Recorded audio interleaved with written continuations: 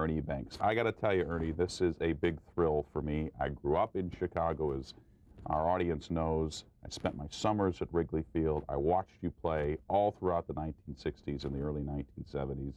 I got to tell you, one of the biggest thrills of my broadcasting life, I guess of my young life, but it led to me being a broadcaster, was seeing you as a sportscaster on WGN. Do you remember those days where you used to do that when you weren't playing baseball? I certainly do, and I'm glad to be on the show, Mike, and nice to meet you.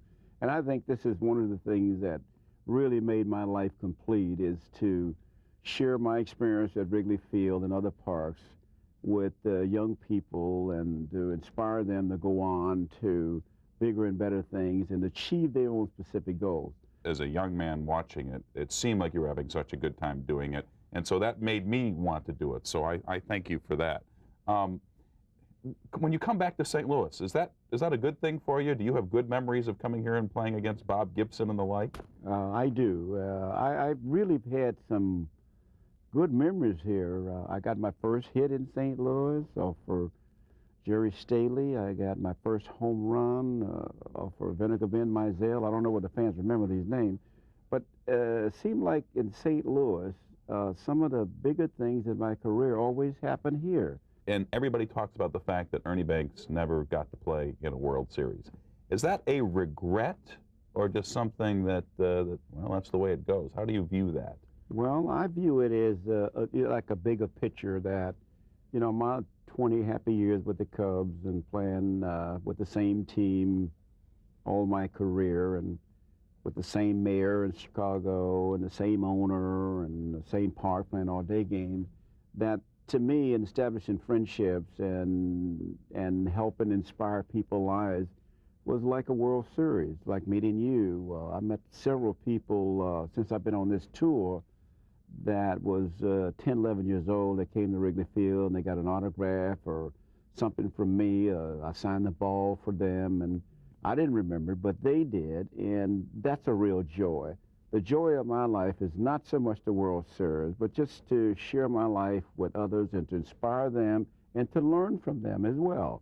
So I did miss playing in the World Series. I was kidded about it a lot when I first retired, and I played a lot of these old-timers games, and Bob Gibson and Lou Brock and all the guys, Stan would be around. They all played in the World Series, and I was the only one on the team that didn't play in the World Series. And they used to kid me about it, and I used to ask them, what was it like playing in the World Series? Oh, man, you would never know. You played for the Cubs. So I was kind of the outcast in my group of contemporaries. And it was okay. I mean, I understood it. I understood how they felt. I watched the World Series every time it came on in the off season for me and not for them. Of course, in October they were playing. But I just look at helping people. I inspire people. I love people. They inspire me.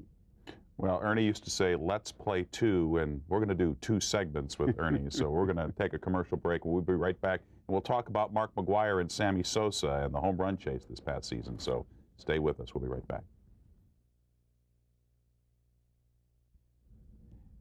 And we continue now with Mr. Cub, Ernie Banks. Was it a thrill being one of the exclusive members of the 500 home run club, the guy who could understand what it's like to hit a home run? Was it a thrill to watch Mark McGwire and Sammy Sosa this past season for you? Yes, it was. I mean, it was just so exciting. I mean, I couldn't wait to watch the games when we played on the road and when we played the Cardinals. And when the Cardinals came to Wrigley and we came here, I mean, just so involved in it. I mean, it's almost like I was playing, you know, following this home run duel, and the joy that these two players had doing that.